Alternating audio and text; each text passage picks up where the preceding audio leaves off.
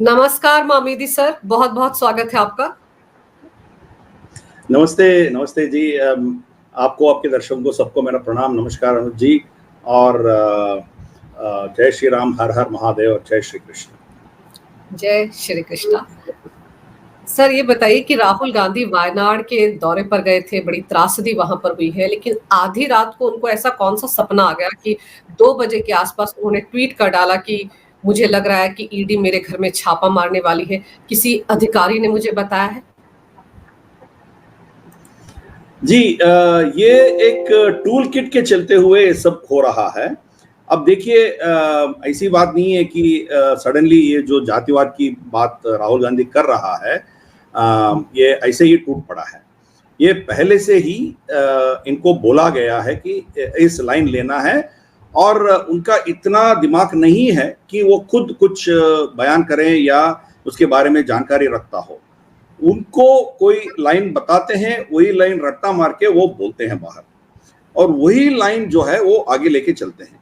तो इसके पीछे जो शक्तियां हैं उनके बारे में हम जानकारी लेना है।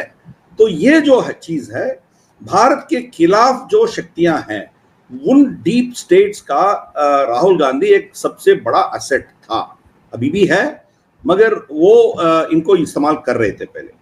अब देखिए, इनके टिप्पणी आज कोई नई बात नहीं है।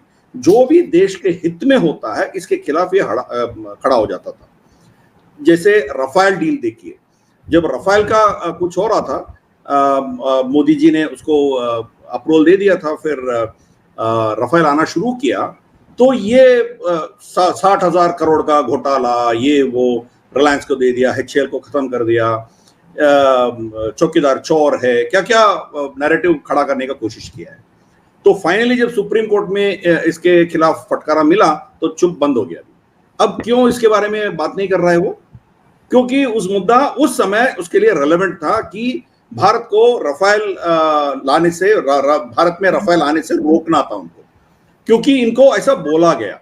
रफाल में कितने लाखों का, कितने करोड़ों का, किसको क्या मिला है, इसको कुछ पता नहीं है, मगर एक नैरेटिव खड़ा करने के लिए इनको इस्तेमाल किया गया। तो इसके पीछे कांग्रेस पार्टी और communist party of China, CCP, दोनों के बीच में जो MOU है, उसके चलते हुए ये चला था। सिमिलरली जहां गलवान में हो या यांगत्से में हो, हमारी सेना ने PLA को पीट के इनको ढकेल दिए थे, और फिर इवन पैंगोंग त्सो लेक में भी वो फिंगर 8 से भी आगे चले गए और सिरजिप तक चले गए। फिर वहां जितने भी बंकर से उसको तोड़ के वो चले गए। फिर भी जहां हमारी सेना की जीत थी, वहां देश की हार बताने का, हार दिखाने का कोशिश राहुल गांधी ने की थी, या यहां तक कर डाला कि देखो PLA सैनिकों ने हमारी सेना को पीट रहे हैं, आपसे नहीं होगा तो हम किसानों को लेके जाएंगे, वो विड्रॉ कर दीजिए वहां से सेना। मतलब सेना क्यों विड्रॉ करना है? सेना वहां से निकालेंगे तो फायदा किसको होगा? क्या हमारे किसान जाके PLA से लड़ सकते हैं क्या? वो 15,000 16,000 फुट के बर्फीली चट्टानों पे ये लड़ सकते हैं क्या? मतलब किसके फायदे में बोल रहा है? तो आप समझे, इनका इतिहास, इनका चरित्र जो है, ही इज एन एसेट। जब ये रफाल के बारे में हो या चाइना के बारे में हो, ये टिप्पणी कर रहे थे, तो इनके ही खुद के ex prime minister Manmohan Singh ji चुप थे, और इनके former defence minister AK Antony चुप थे, इनके फॉरेन मिनिस्टर सलमान खुर्शीद चुप थे, यहां तक उनके खुद की मां सोनिया गांधी चुप थी, मगर ये बोलता जा रहा था। तो आप समझ सकते हो कि इनके पीछे कौन से शक्तियां हैं। तो इनको दो शक्तियां इस्तेमाल कर रहे हैं, जैसे मैंने कहा, एक चाइना, दूसरा अमेरिका। ये बार बार अमेरिका जाते रहता है, वहां इनके अंकल सैम पिट्रोडा ने इनको बहुत लोगों से मिलवाता है, तो वहां के डीप स्टेट्स से मिलके आते हैं। तो वो जो कार्ड खेलना चाहते हैं वही कार्ड ये आगे लेके चलते हैं। तो दो चीज इनको बोला गया। एक, पहला, कैस्ट के मुद्दे पे आप कार्ड चलाओ। तो ये इलेक्शन, चुनाव से पहले ही ये शुरू कर दिया था। इलेक्शन के पहले जो सत्र था लोकसभा का, उसमें ये OBC की जिक्र किया था। 10 साल चुप बैठा था, क्यों भाई? और आपके सरकार के कालखंड में आपने कुछ नहीं किया, मगर लास्ट मिनट में ये उछाला। ये बोला था कि आपके सेक्रेटरीज, जो सीनियर सेक्रेटरीज है, इसमें 2% भी ओबीसी नहीं। मतलब भाजपा को मतलब कुछ ना कुछ लगना चाहिए था कि ये कुछ करने जा रहा है, तो ओबीसी कार्ड जो है वो उठाया था। जब भाजपा ने ये नारा लेके गए थे कि अब की बार 400 पार, तो उनका गलती ये था कि वो 400 पार मिलने के बाद क्या करेंगे ये बताना चाहिए था, वो नहीं बताया। उसका फायदा उठा के ये इन्होंने बताना शुरू कर दिया। हाँ, ये बताना शुरू कर दिया कि आपका आरक्षण खत्म हो जाएगा, अंबेडकर का संविधान खत्म कर देंगे। एग्जैक्ट सेम टूल किट आज कमला हैरिस भी कर रही है यूएसए में, आप देखेंगे तो ये टूल किट जो है वो लेफ्टिस्ट सोच रखने वाले इस डेमोक्रेसी जो वेस्टर्न डेमोक्रेसी है, भारत में वेस्टर्न डेमोक्रेसी हमारे लिए खतरा है, ये ठीक नहीं है। ये जो हम चला रहे हैं ये देश के लिए खतरा है, या ऐसा मैं मानता हूं। तो इसमें क्या फॉल्ट लाइंस है, इसमें क्या कमियां हैं, जिन लोगों को इसकी पूरी जानकारी है उसको इस्तेमाल कर रहे हैं। जैसे इवन प्रशांत किशोर भी वही करता है। हाँ जी, बोलिए। जैसे आपने समझाया ना कि ये सब कुछ डीप स्टेट के इशारे पर हो रहा है, तो क्या ये माना जाए कि ये जो ईडी को लेकर एक नया ताना बाना राहुल गांधी ने बुना है, ये भी कहीं ना कहीं डीप स्टेट से कनेक्टेड है? क्योंकि एक तो इन्होंने जो भाषण दिया था लोकसभा में, कहीं ना कहीं वो अब बैकफुट पर चले गए उसके चलते, क्योंकि बड़ा करारा जवाब उनको मिला अनुराग ठाकुर से। तो उनको लग रहा है कि उनके भाषण की चर्चा तो हो नहीं रही है, अनुराग ठाकुर के भाषण की ज्यादा चर्चा हो रही है, बल्कि अब तो रेल मंत्री अश्विनी वैष्णव के भाषण की चर्चा हो रही है। तो इसलिए उन्होंने ये नया दाव खेला। इसके पीछे भी कहीं ना कहीं किसी ने इनको सिखाया कि ईडी की बात करो। अब ये बैकफुट में नहीं खेल रहा है, फ्रंट फुट में खेल रहा है। अभी सरकार तो ईडी के बारे में कहीं ना कहीं दूर दूर से कोई ईडी का रेड पड़ेगा ऐसा हमें दिख नहीं रहा है, क्योंकि ये सरकार में कभी नहीं था। खुद राहुल गांधी पे उनका कोई रिस्पॉन्सिबिलिटी, कोई जिम्मेदारी नहीं थी। अब तो बना वो लीडर ऑफ अपोजिशन, पर इससे पहले उनका कोई ये नहीं था ना। तो किस बेसिस पे आप उनके ऊपर ईडी का रेड चलाएंगे? आप ईडी रेड उसके ऊपर चला सकते हैं जहां घोटाले हो सकते हैं। ये तो एक उद्योगपति नहीं है, कोई इनके पास मतलब कोई इंडस्ट्री या कुछ कंपनी कुछ नहीं है इनके पास, और या ये अपोजिशन या सरकार में बैठा है तो कोई रिस्पॉन्सिबिलिटी है, वहां कुछ घूस खाया हो, वो भी तो नहीं है। तो किस बेसिस पे ईडी आके इनको रेड करेगी? अगस्ता वेस्टलैंड डील, वो चीज ऑलरेडी कोर्ट में चल रहा है ना। आज कोई इनके ऊपर रेड करने का कोई जरूरत ही नहीं है, क्योंकि ऑलरेडी चल रहा है। ऑगस्टा वेस्टलैंड इनके ऊपर क्या है? इनके ऊपर कुछ नहीं है ना, सरकार के ऊपर है। उस समय सरकार का निर्णय था। सरकार का निर्णय मतलब यूपीए सरकार में जितने भी थे मंत्री होंगे या सेक्रेटरीज होंगे या उस समय जो भी डिसीजन लेते थे, उनके खिलाफ आप कुछ करते तो ठीक है। तो राहुल गांधी कहां आते हैं इवन अगस्टा वेस्टलैंड में? तो ये चीज है। तो कोई भी कुछ भी बोले। सर, अगस्टा वेस्टलैंड डील जो है उसमें ये जो आपको याद होगा कि प्रधानमंत्री बनने के बाद पीएम मोदी गए थे इटली, और तब ये कहा गया था कि इटली की अदालत में अगस्टा वेस्टलैंड को लेकर वहां की सरकार ने 225 पन्नों की एक रिपोर्ट पेश की है, और वो रिपोर्ट वो भारत के साथ भी शेयर कर रहे हैं या कर दी है, इस तरह की खबरें थी। तो गांधी परिवार तो सर बोफोर्स की डील में भी शामिल रहा। तो गांधी, आप यूपीए की बात करें तो वहां पर तो मक्खी भी अगर कोई मारता था तो गांधी परिवार से पूछकर ही होता था। अगर अगस्टा वेस्टलैंड की डील उस वक्त हुई है, 36,000 करोड़ का जो घूस लेने की बात हो रही है, तो उसमें गांधी परिवार का कहीं कोई लिंक नहीं होगा, या मानकर चलते हैं आप? नहीं, मैं ये नहीं कह रहा हूं। मैं ये कह रहा हूं कि अभी लिंक एस्टैब्लिश करना बाकी है ना। पहला क्या होगा, आप जिन लोग इसमें इन्वॉल्व थे उनको पहले आप इन्वेस्टिगेट कीजिए, उनको आप अरेस्ट कीजिए और उनका बयान ले लीजिए। जब ये बताएंगे कि हम अकेले नहीं किए थे, हमें ऐसा करने के लिए बोला गया और बोलने वाला फलान डिमकान जो भी है उनका नाम वो लेंगे, तब गांधी परिवार उसमें आते हैं। तब तक नहीं आते हैं। ये बाकी हम सोशल मीडिया में, पब्लिक डोमेन में हम कुछ भी चर्चा करें, सरकार की कामकाज हो या एनफोर्समेंट डायरेक्टरेट की बात हो या आपकी अदालतें हो, वो तथ्य पे मतलब जो एक्चुअल फैक्ट्स है उसके ऊपर उनका कार्रवाई होता है, उनका चलता है। तो अब फैक्ट्स क्या है, डिसीजन कौन लिए थे? मिनिस्ट्री ऑफ डिफेंस या मिनिस्ट्री ऑफ होम अफेयर्स या जो भी है, सरकार के डिपार्टमेंट्स ने ली थी ना। वो तो ऑब्वियसली वो सेक्रेटरी को आप कटघरे में खड़ा करेंगे, सेक्रेटरी को कहेंगे कि आप ऐसा डिसीजन क्यों लिया है। तो कैबिनेट का डिसीजन था या cabinet committee on security affairs का डिसीजन था या डिफेंस एक्विजिशन काउंसिल का डिसीजन था, तो इसमें सोनिया गांधी और राहुल गांधी कहाँ आएंगे? जब बहुत उनको बाद में अरेस्ट आएंगे। करेंगे, बाद में आएंगे तो वो जब बाद में आएंगे। बिल्कुल, पहले ये तो करिए ना, पहले इनको आप हिरासत में लीजिए, इसका इन्वेस्टिगेट जब करेंगे, जब ये गांधी परिवार का नाम लेंगे, तब वो उनके ऊपर आप कुछ कर सकते हो, तब तक आप कुछ नहीं कर सकते हो। ये तो हाथ में, इनके हाथ में कोई देते नहीं है ना, ये सब बेनामी में चलता है ना पूरे पैसे। तो इसीलिए इसके खिलाफ इमीडिएटली कोई ईडी रेड करने का मतलब ही नहीं बनता है, फिर भी एक नैरेटिव खड़ा करने का कोशिश कर रहा है। तो मतलब ये फ्रंट फुट में क्या? सर, एक ऑगस्टा वेस्टलैंड से जुड़ा हुआ जो दलाल था क्रिश्चियन मिशेल, वो तो 2018 से तिहाड़ जेल में बंद है। फिर आपको याद होगा कि राजेंद्र सक्सेना था, वो तो अब सरकारी गवाह बन गया है।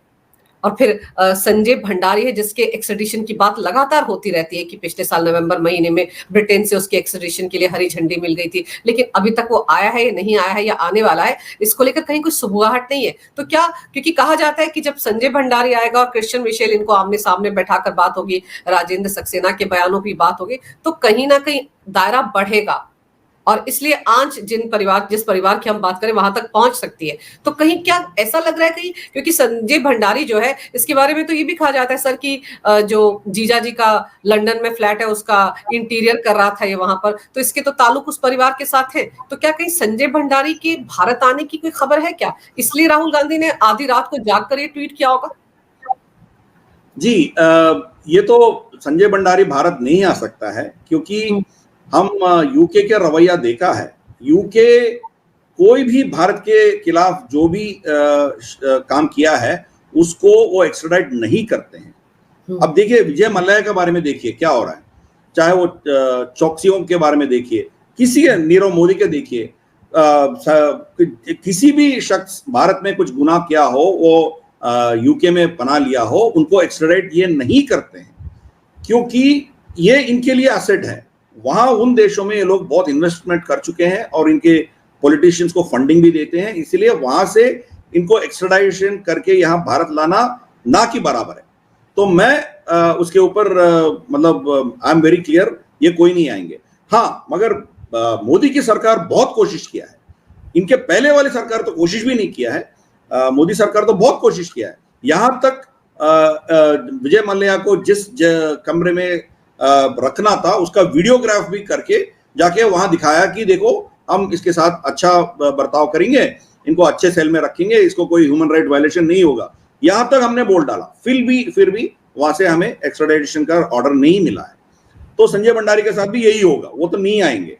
तो लेट्स अंडरस्टैंड दैट ये वेस्टर्न घमंडी है, वेस्टर्न देशों का घमंड है कि वो समझते हैं कि हम एक थर्ड क्लास कंट्री है, तो यहाँ वायलेशन होगा, ये वो होगा, तो वो नहीं भेजेंगे।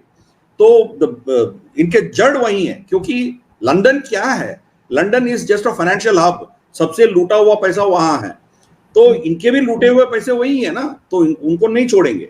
मगर जो एविडेंस इनको मिला है ऑलरेडी या मिलने वाले हैं, उसके आधार पर ये यहाँ भारत में ये इन्वेस्टिगेशन चल सकता है, मगर उसी में बहुत कुछ चीज मिल सकता है, मगर ये कहां तक जाएगा ये बोल नहीं सकते, क्योंकि इनको ऑर्डर देने वाले कौन होते हैं? सीधा राहुल गांधी या सोनिया गांधी फोन करके तो इनको नहीं बोलेंगे ना, तो बोलने वाले इनके चमचे लट्टू बहुत होंगे ना, तो उनके नाम तो पहले आए।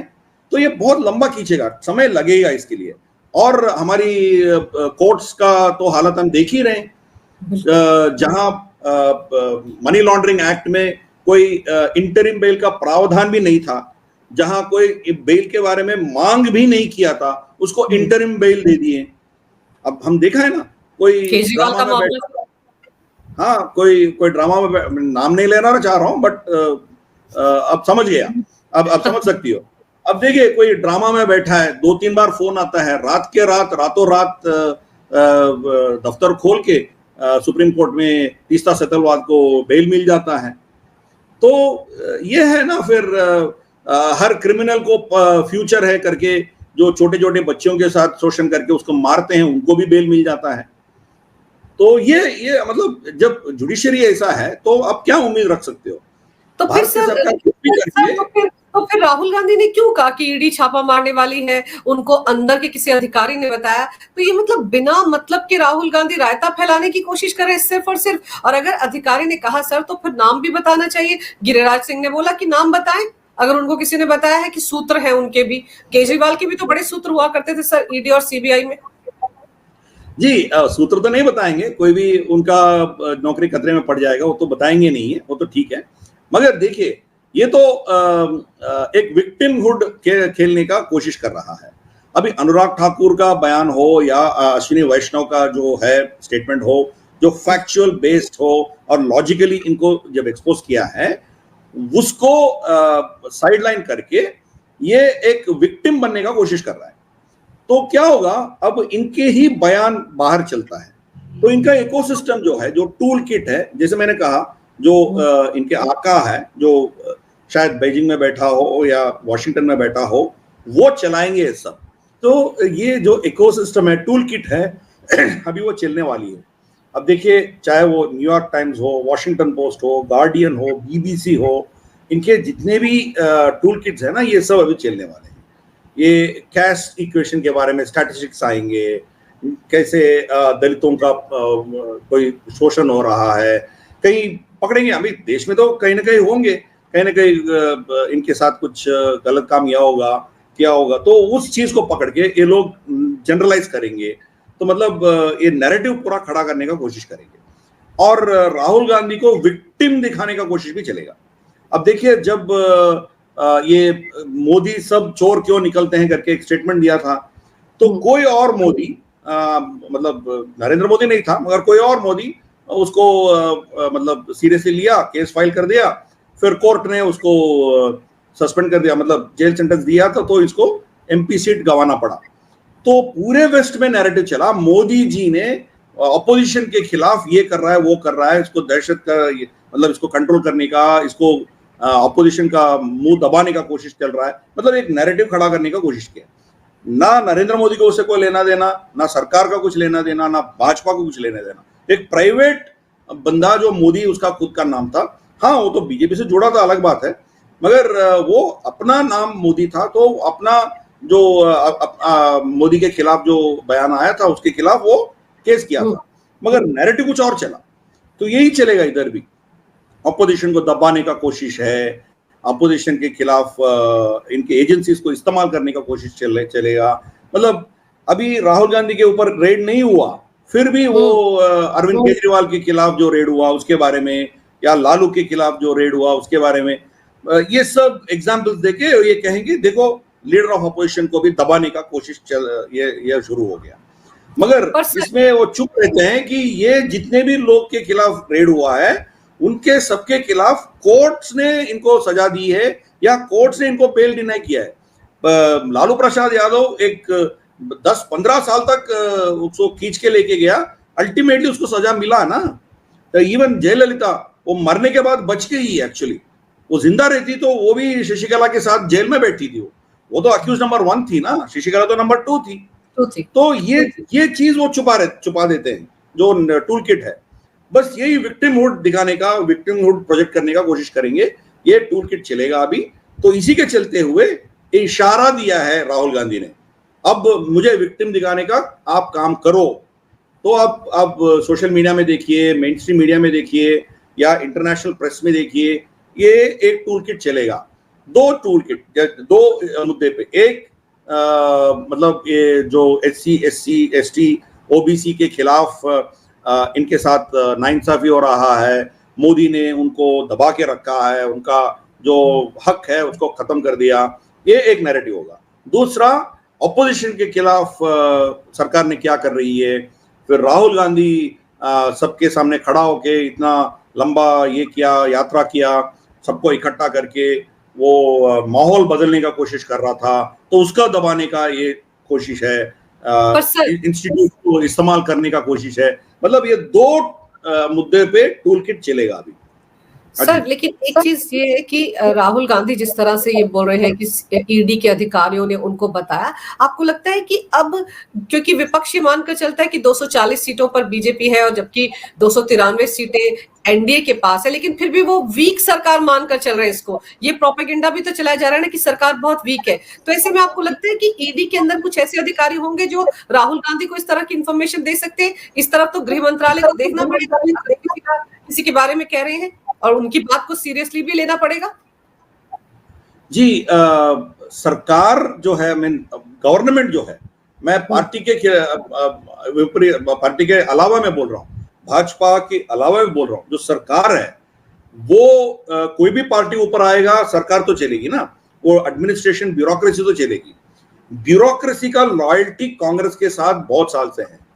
वो ये समझते हैं कि कांग्रेस सत्ता से जाएगी तो भी वो एक एबरेशन है, 5 साल 10 साल से ज्यादा क्या होगा, फिर दोबारा कांग्रेस ही वापस आएगी। इस देश को चलाने वाला कांग्रेस ही है, क्योंकि ये सिस्टम जो है, अभी जो सिस्टम चल रहा है वो ब्रिटिशों ने इनको इस देश में लेके देके चला गया वो लोग, और उसको चलाने वाले कांग्रेस जो है वो भी ब्रिटिश ने बनाया था। 100 साल पहले वो बनाया था उसको कांग्रेस। एवो ह्यूम और ये सब कौन बनाया था? ये तो ब्रिटिश ही तो बनाया था, एक बफर बनाने के लिए। मतलब ये जो रेवोल्यूशनरीज थे, जो क्रांतिकारी थे, तो उनसे थोड़ा ध्यान हटाने के लिए एक पॉलिटिकल नैरेटिव खड़ा करने के लिए किया था। तो 1942 क्विट इंडिया मूवमेंट से पहले तक इनका यही मांग था कि हमें ज्यादा हक दो, हम ब्रिटिश के दायरे में रहेंगे, ब्रिटिश एम्पायर में रहेंगे, हमें ये दो वो दो, मतलब यही था उनका। That was his original rule. 1942 में भी क्विट इंडिया मूवमेंट के बाद ये चुप रहे ना 5 साल, कुछ मतलब वो मूवमेंट नहीं था। सेकेंड वर्ल्ड वॉर चल रहा था, ये लोग ब्रिटिश सरकार से कुछ भी नहीं मांगा, वो अपने आप देके चला गया। किसको देते हैं कांग्रेस को देके चला जाता है, वो जाते हैं। तो यहाँ कोई मतलब कोई आम कंसेंसस लेके इस देश में किसको सत्ता सौंपना है, इसका कोई डिस्कशन नहीं था। वो खुद डिसाइड करके कांग्रेस को देके चला गया। तो ब्यूरोक्रेसी में भी वही सोच, वही क्या कहते हैं उसको, सरकार सर जो कहा जाता है सरकार भले ही उनकी है, सिस्टम तो हमारा है, तो सिस्टम तो आज भी कांग्रेस के साथ है, ये राहुल गांधी खुद साबित कर रहे हैं। बिल्कुल सही, बिल्कुल सही, सिस्टम उन्हीं का है। अब देखिए जितने भी जजेस हैं वो भी उनके कालखंड में अपॉइंटेड है, और उसके बाद भले ही भाजपा सरकार ने कुछ जजेस का अपॉइंटमेंट की हो, मगर वो अपॉइंटमेंट में उनका कोई भी हाथ नहीं है, उनका कोई राय नहीं है, उनका कोई सोच नहीं है, क्योंकि कोलेजियम सिस्टम डिसाइड करती है। मतलब जो ऑलरेडी कांग्रेस ने अपॉइंट किया है वही लोग डिसाइड करेंगे आगे नया जजेस को किसको अपॉइंट करना है। तो सरकार को बस उस पर छापा मार के साइन करके देना ही उनका काम है, और कुछ नहीं है। अब भाई अभी जो चीफ जस्टिस है इसके खिलाफ भी बहुत कुछ नैरेटिव था पहले, इनको चीफ जस्टिस नहीं बनाना चाहिए था, मगर यू ललित ने इनका रिकमेंड करके वो चला गया, तो इनको अपॉइंट करना पड़ा।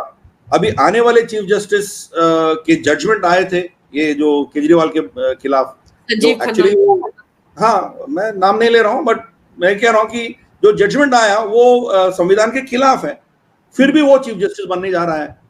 तो ये सिस्टम जो है उन्हीं के हाथ में है। तो इसीलिए देखिए, आप चिदम्बरम हो, कोई भी हो, कनिमोड़ी हो, राजा हो, इनको क्यों ऐसे ही छूट मिल जाती है? मोहम्मद जुबैर कैसे बाहर निकल के आता है, तीस्ता सेतलवाद कैसे बाहर घूम रही है। तो ये सब चीज जो है ना, ये सिस्टम अभी भी कांग्रेस के कंट्रोल में है। इसीलिए चाहे वो ईडी हो, चाहे सीबीआई हो, चाहे आपके कोई भी मंत्रालय हो, उसमें इनके एसेट्स है। वो लोग कांग्रेस के कालखंड में जो अपॉइंटेड थे वो अब सीनियर पोजीशन में आ गए, और उनका लॉयल्टी वही है। अब देखिए दिल्ली में भाजपा का सरकार नहीं है, दिल्ली में आम आदमी पार्टी का सरकार है। आम आदमी पार्टी कुछ भी नहीं है, वो कांग्रेस का एक प्रतिरूप है, क्योंकि कांग्रेस, इनका वोट बैंक जो है, इनके वोट बेस जो है, या इनके लीडरशिप जो है, वो सब कांग्रेस से ही है।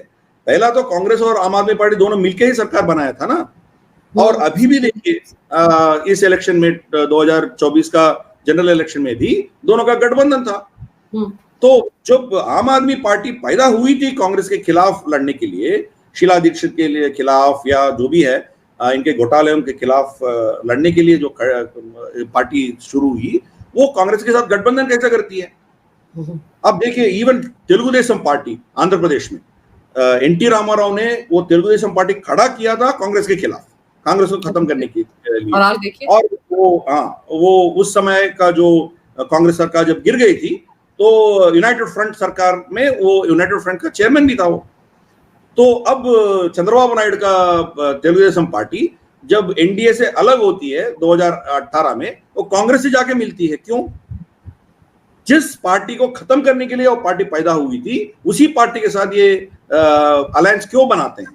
क्योंकि वो जानते हैं चंद्रबाबू नायडू को सीबीआई या ईडी या कोई भी अरेस्ट करते हैं तो उनको कोर्ट से बाहर निकालने का शक्ति कांग्रेस के साथ का पास है। तो ये डीप स्टेट कांग्रेस जो है वो यहाँ सरकार में भी है। तो राहुल गांधी को कुछ इंफॉर्मेशन मिला, एक्चुअली तो फेक है, वो अलग बात है, मगर उनको इंफॉर्मेशन मिलता ही रहेगा, कांग्रेस को इंफॉर्मेशन मिलता ही रहेगा।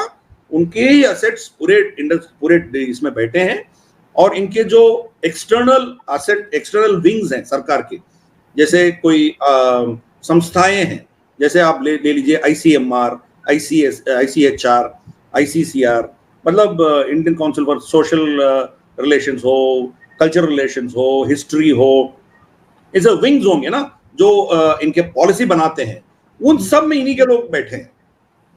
तो ये प्रॉब्लम है ना। तो अब सरकार आपका हो सकता है, मगर सिस्टम उन्हीं का चल रहा है। सर, राहुल गांधी ने तो खुद कहा था कि मैं सिस्टम के अंदर रहा हूं, मेरी दादी सीएम थी, मेरे पिताजी पीएम थी, मेरी दादी, मेरे पिताजी पीएम थे, जब हमारी यूपीए की सरकार थी तब भी मैं आता जाता था, इसलिए मुझे पता है कि सिस्टम कैसे चलता है और सिस्टम में क्या क्या होता है ओबीसी के साथ या SC ST के साथ। तो यानी कि राहुल गांधी सिस्टम के अंदर डीप रूटेड है, इसीलिए अगर उन्होंने ये कहा है कि उनको इन्फॉर्मेशन मिली, हो सकता है मिली भी हो सकता है वो फेक प्रोपेगेंडा कर रहे हो, लेकिन इतना तय है कि राहुल गांधी इसके जरिए कहीं ना कहीं डीप स्टेट के हाथ की कठपुतली बनकर एक नया प्रोपेगेंडा लेकर आ रहे हैं। और आप सही कह रहे हैं कि बहुत जल्द पूरा इकोसिस्टम इसी मुद्दे को भुनाएगा। लेकिन सर, आपने समय निकाला इस महत्वपूर्ण विषय पर चर्चा करने के लिए, मेरे लिए समय निकाला, इसके लिए आपका बहुत बहुत धन्यवाद। नमस्कार। भारत माता की जय हो। वंदे मातरम और जय श्री राम। नमस्ते अंजू जी।